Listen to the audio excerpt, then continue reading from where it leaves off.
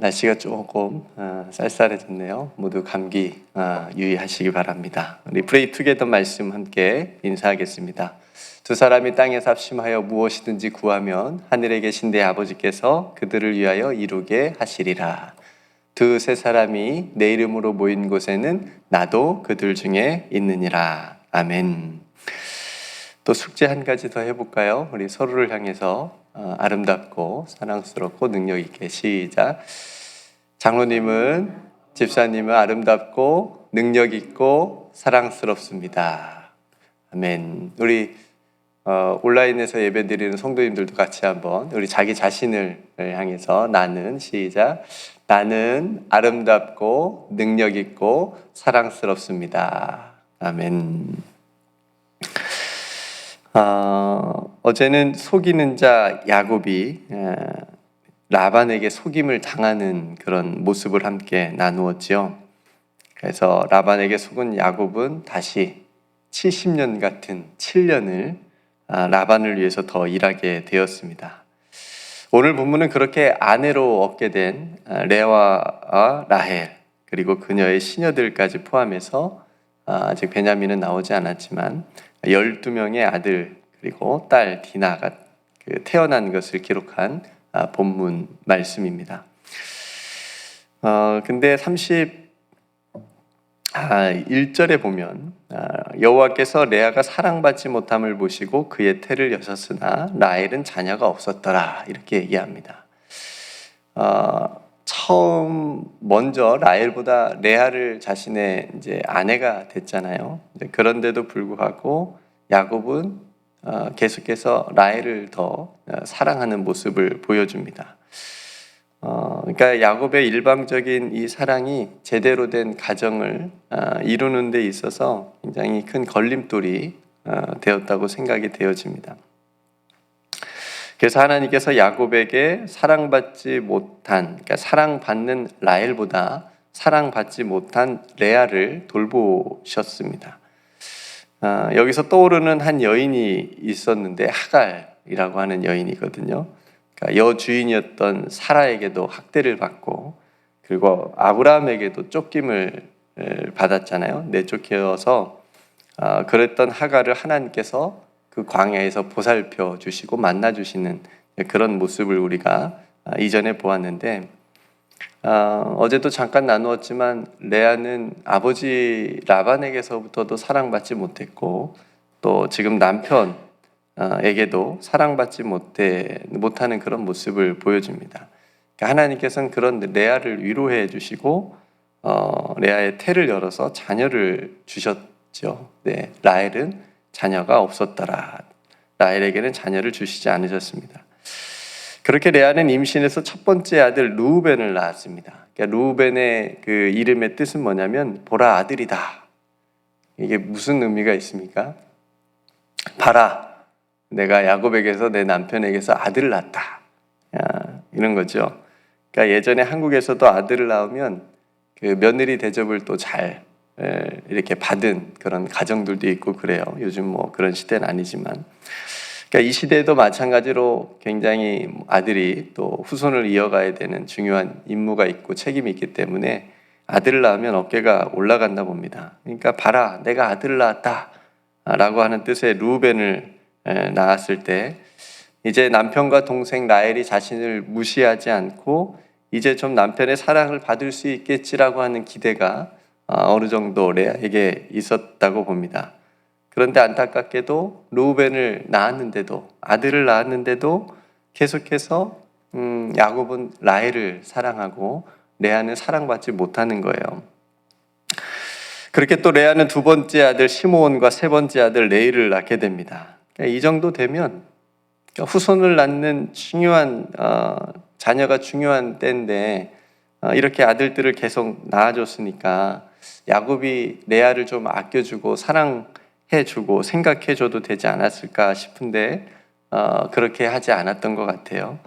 그래서 레아는 네 번째 아들 유다까지 낳은 후에 이렇게 고백합니다. 35절에 보니까 그가 또 임신하여 아들을 낳고 이르되 내가 이제는 여호와를 찬송하리로다 하고 이로 말미암아 그가 그의 이름을 유다라 하였고 그의 출산이 멈추었더라. 그러니까 유다라고 하는 뜻이 찬송이라고 하는 뜻이거든요. 그러니까 레아도 남편으로부터 받는 사랑을 이게 지금 이제 포기한 걸까? 그러니까 레아가 유다를 낳고 나서 비록 남편의 사랑을 받지 못했지만 그런 자신의 형편을, 사랑받지 못한 그런 자신의 어떤 마음, 그런 상황, 형편을 돌아보시고 또 위로해 주시는 그런 하나님을 내가 이제는 찬송한다라고 하는 그런 고백을 이 유다를 통해서 하나님께 드리고 있습니다. 이제 또 한 사람, 또 한 여인을 한번 생각해 볼까요? 이쯤 되면 라헬의 심정은 또 어땠을까요? 지금 언니가 몇 명 낳았어요, 아들을? 우리 아들만 4명 지금 낳은 상태예요. 그러니까 야곱이 사랑하지도 않은 이 레아는 4명의 아들을 낳았습니다. 근데 남편이 지금 자신을 사랑해 주고 있기는 하나 자신은 자녀를 지금 낳지를 못하고 있어요. 근데 언니는 지금 4명의 아들을 다 낳은 것을 이 라헬은 봤을 거예요. 지켜봤을 거예요. 그러니까 라헬의 생각에는 언제라도 자신의 핏줄이잖아요, 야곱이. 자신의 핏줄이 담긴 그 아들들을 통해서 남편의 그 야곱의 마음이 언니에게로 가지 않을까 하는 그런 불안한 마음이 있지 않겠어요? 그런 아이도 요즘 아빠처럼 막 이렇게 우쭈쭈 자기 새끼를 할지는 모르겠지만 야곱이 자기 아들을 보면서 너무 이쁘니까 이쁘지 않겠어요? 이쁘면서 또 레아에게도 마음을 더 쓰고 뭐 이러지 않았겠습니까? 그러니까 라헬의 마음은 좀 불안했겠지요. 그러니까 야곱이 지금까지 언니보다 자신을 더 사랑해 주는 거에 대한 어느 정도 마음의 위로가 되었을지 모르겠지만 지금 자신의 상황은 자신은 자녀가 없잖아요. 그것이 라헬에게 큰 아픔과 상처가 되었을 겁니다. 그래서 그 라헬의 그 상처는 어떻게 바뀌냐면 언니를 향한 시기심으로 바뀝니다. 성도 여러분, 시기심이라고 하는 건 정말 무서운 악이에요. 네, 누군가를 향해서 시기한다는 것은 그 신앙생활 공동체 안에서도 누군가를 시기한다는 것은 이거는 신앙생활에 굉장히 큰 걸림돌이 되는 겁니다. 자기의 신앙이 성숙하게 되어지고 자라는 것을 방해하는 겁니다. 그러니까 이제 조금 다르게 얘기하면 내가 저 사람보다 더 잘 믿어야지.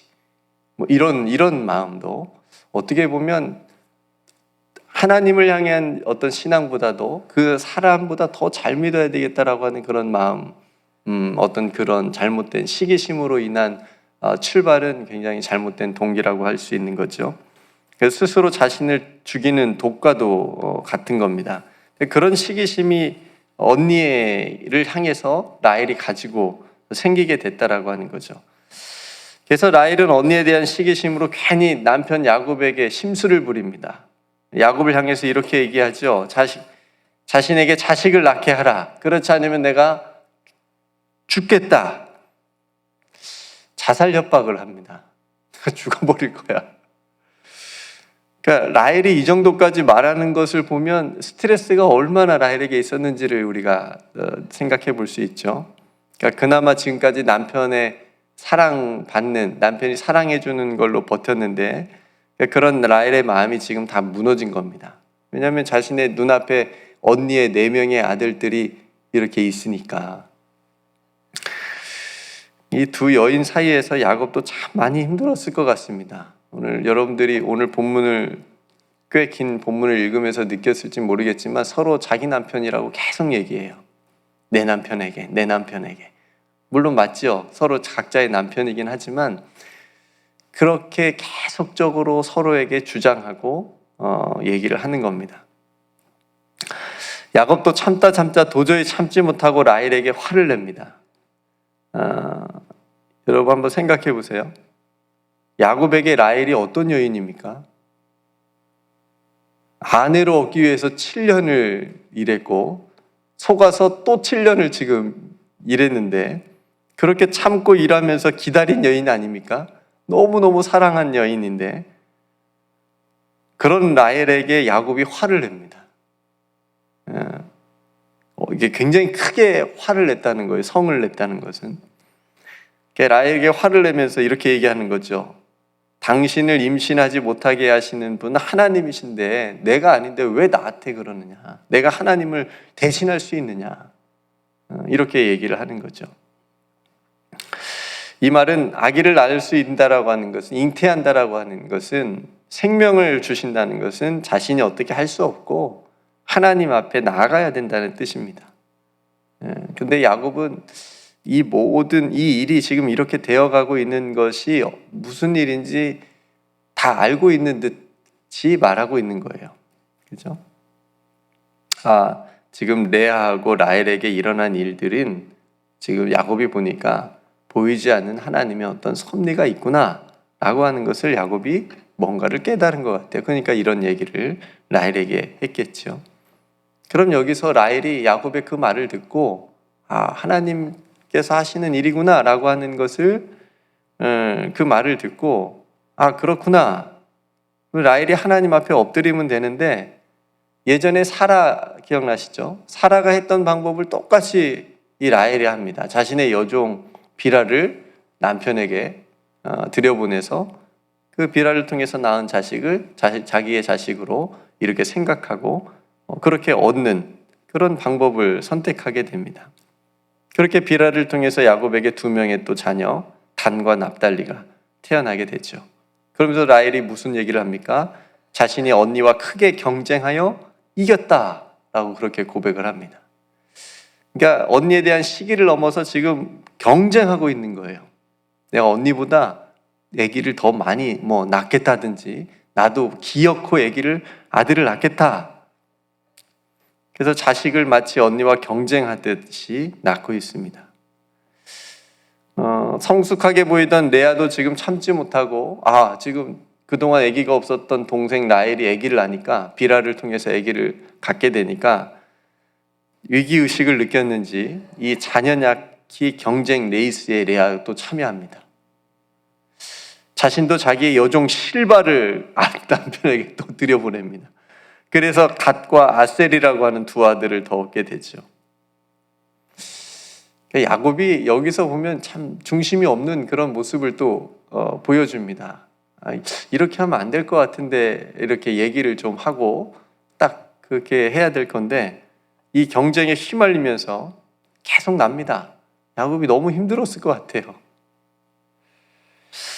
성도 여러분, 한번 생각해 보십시오. 한 생명을 잉태하고 출산하는 것이 얼마나 복되고 신비롭습니까?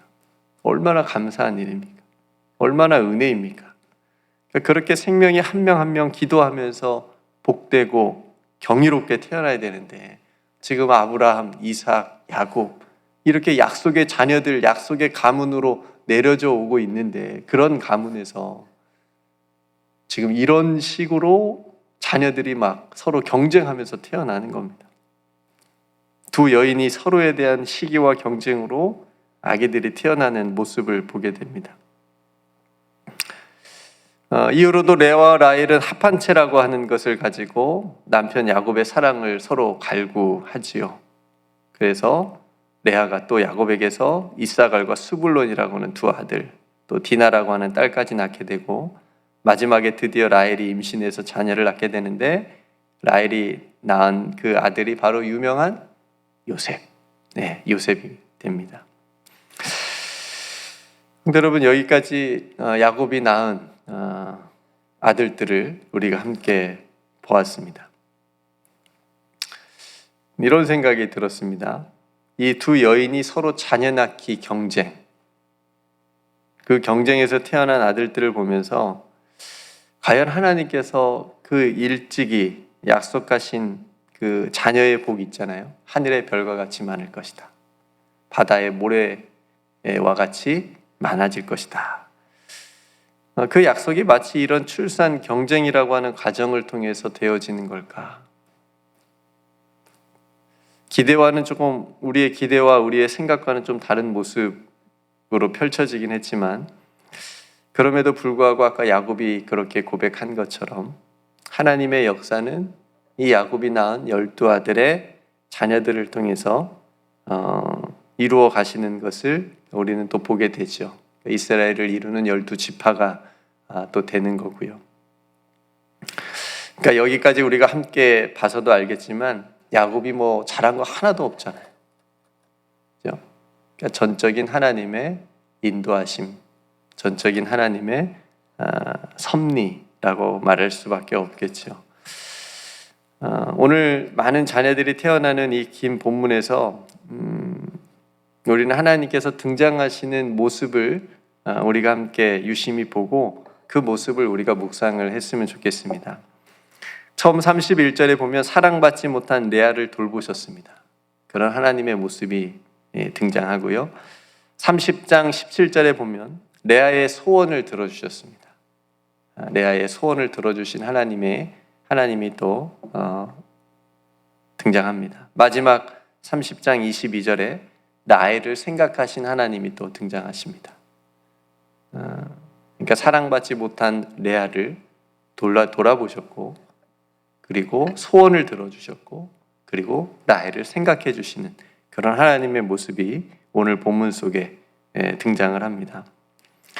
성도 여러분, 비록 인간적인 눈으로 보면 서로에 대한 시기, 또 사랑에 대한 결핍, 이것들로 인해서 많은 자녀들이 서로 경쟁하듯이 태어났지만 그 숨은 뒷면에는 이 모든 상황을 보시고 또 연약한 여인의 소원을 이루어 주시고 들어주시고 또 생각해 주시는 그런 하나님의 모습을 우리가 발견하게 됩니다. 그래서 인간의 역사가, 인류의 역사가, 우리 개인도 마찬가지고요. 때론 우리들의 선택과 어떤 계획으로 흘러가는 것 같지만 그 뒷면에는 혹 우리가 알든 알지 모르든 그 뒷면에는 하나님께서 다 보고 계시고 또 우리의 마음의 소원도 들어주시고 또 하나님께서 생각해 주시는 그런 은혜가 있다라고 하는 것, 그렇게 하나님의 섭리와 역사가 있음을 믿고 우리가 하나님께 또 의지하고 하나님을 바라보면서 또 하나님의 약속을 구하면서 걸어갈 수 있는 우리 모두가 되시기를 주님의 이름으로 축복합니다. 함께 기도하겠습니다. 은혜로우신 아버지 하나님, 오늘 레아와 라헬이 서로 경쟁하듯이 야곱을 통해서 자녀들을 낳는 그런 본문을 우리가 함께 나누었습니다. 서로 인간적인 그런 시선으로 볼 때에 야곱의 가정에 낳은 이 아들들을 통해서 하나님이 어떤 일을 이루실 것인지는 우리는 이미 알고 있지만 그들을 통해서 하나님께서 또 이스라엘의 12지파를 또 이루어 주시고 또 하나님의 일들을 이루어 가시는 것을 우리가 또 보게 됩니다. 하나님, 이 모든 과정 속에서 하나님께서 또 연약한 이를 바라봐 주시고 또 소원을 들어주시고 또 생각해 주시는 그런 하나님의 모습을 오늘 말씀 속에서 발견하게 됩니다. 하나님, 이 세상에도 인간적인 어떤 생각과 결단 또 그런 일들로 수많은 일들이 일어나고 있습니다. 그 이면에, 그 뒷면에 하나님께서 또 역사하시고 섭리하시고 또 연약한 자들을 돌보시고 들어주시고 생각해 주시는 그런 하나님의 모습을 우리가 생각하고 또 기억하고 깨닫고 또 하나님 앞에 우리가 엎드려 더욱더 기도할 수 있는 우리들의 믿음이 되게 하여 주시옵소서. 아버지 하나님, 우리 사랑하는 성도들 오늘 하루 삶 가운데 하나님께서 동행하여 주시옵시고 깨어있는 삶이 온종일 되게 하여 주시옵시며 우리들의 눈과 마음과 입술 가운데 하나님께서 바라보시는 아름답고 능력있고 사랑스러움의 은혜가 충만하게 임하게 하여 주시옵소서. 그래서 모든 가정마다 우리 자녀들마다 우리가 하는 모든 일마다 주의 사랑 안에서 온전하게 행해질 수 있도록 역사하여 주시옵소서. 오늘도 우리를 생각해 주시고 우리의 마음의 소원을 아시고 들어 응답하여 주시는 우리 구주 예수 그리스도의 이름으로 간절히 기도드리옵나이다. 아멘.